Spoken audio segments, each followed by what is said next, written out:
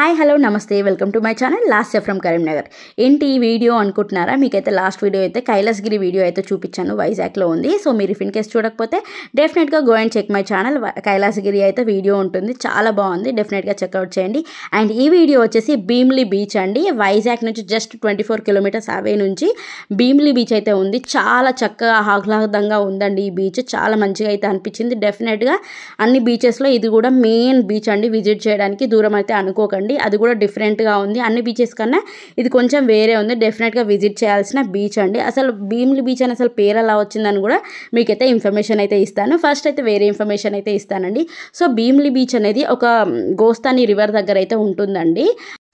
Bheemili beach just 24 kilometres నుంచి అయితే ఉంటుందండి. వైజాగ్ నుంచి జస్ట్ మనకి ఒక హాఫ్ అన్ అవర్ అయితే పడుతుంది. మన ఓన్ వెహికల్ ఉంటే ఓన్ వెహికల్, లేకపోతే ఒక బైక్ అయితే తీసుకున్నట్టయితే అక్కడ నుంచి కూడా చాలా బాగుంటుంది. అయితే మనం గోవాలో తిరిగినట్టే అనిపిస్తుంది. ఇక్కడ వైజాగ్లో తిరుగుతూ కూడా మంచి గాలి అయితే వస్తుంది, చాలా మంచి బ్రీజెస్ అయితే ఉంటాయి ఇక్కడ.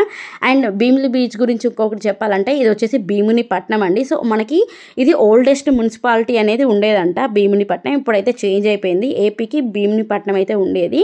మీరు చూసినట్టయితే ఇదంతా కూడా భీమిలి బీచ్ దగ్గరికి అయితే వచ్చినాము.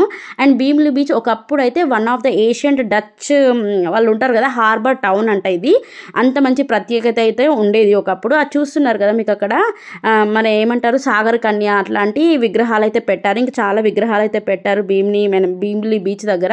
చాలా మంచిగా అయితే ఉంది, కొంచెం డిఫరెన్స్ అయితే ఉంది వేరే బీచెస్కి ఈ బీచెస్కి. ఏంటంటే ఒడ్డున మనకి ఇలా బ్లాక్ శాండ్ అయితే ఉందండి, ఇదే తేడా అండి వేరే వాటికి దీనికైతే. మీకు ఇది ఓన్ ఏమంటారు సముద్రపు సౌండ్ అయితే పెట్టారు, మంచిగా ఎంజాయ్ చేయొచ్చు. సౌండ్ అంతా బాగుందండి అది కూడా.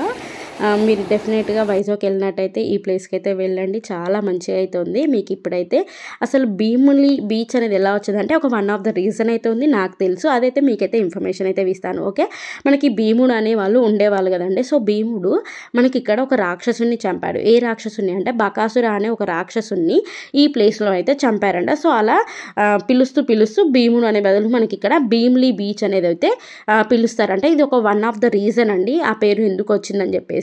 ఇదండి భీమిలి బీచ్ గురించి. సో చూస్తున్నారు కదా ఇక్కడైతే బ్లాక్ శాండ్ అయితే ఉంది. ఇదే అన్ని బీచెస్కి ఈ బీచెస్కి తేడా. ఏ బీచెస్లో ఇలా అయితే లేదు, ఈ బీచ్లో మాత్రమే ఉంది. నేనైతే షాక్ అయిపోయినా ఏంటి ఇలా ఉందని. నేను పైనుంచే చూశాను, ఇట్లా పైకి అయితే ఉంది, ఇది కిందకు ఉంటుంది కదా. సో పైన చూసి ఇలా ఉందని చెప్పేసి మా పాప మా డాడీ వాళ్ళని అయితే రానివ్వలేదు, నేనే వెళ్ళి ఎక్స్ప్లోర్ అయితే చేశాను. ఇక్కడ చూస్తున్నారా మామిడికాయ అయితే ఇచ్చారంటే. ఈ మామిడికాయల రేట్ చెప్తే మాత్రం షాక్ అయిపోతారు. జస్ట్ 5 పీసెస్ 50 రూపీస్ అండి. పోనీ కాయ తీసుకుందామంటే 100 రూపీస్ చెప్పారు. అట్లా రేట్స్ ఉన్నాయి ఇక్కడ. మనకి దొరకందు అంటూ ఏం లేదు. ఇక్కడ పిల్లల టాయ్స్ కానీ వేరే స్ట్రీట్ ఫుడ్ అన్నీ కూడా దొరుకుతాయి. మంచి మంచి టెంపుల్స్ కూడా ఉన్నాయండి ఇక్కడ, లోకల్ టెంపుల్స్ చాలా మంచిగా ఉంది. అండ్ ఈ ప్లేస్లో టోటల్ కూడా ఫిషింగ్ పట్టే వాళ్ళు ఉన్నారు కదా, అలాంటి ఇల్లులే ఎక్కువ ఉన్నాయండి ఈ ప్లేస్లో. మేమైతే కొంచెం టైం అయితే స్పెండ్ చేసినాము, కొంచెమే టైం అయితే స్పెండ్ చేసి నెక్స్ట్ బీచ్కి అయితే వెళ్దామని చెప్పి ఫిక్స్ అయినాము.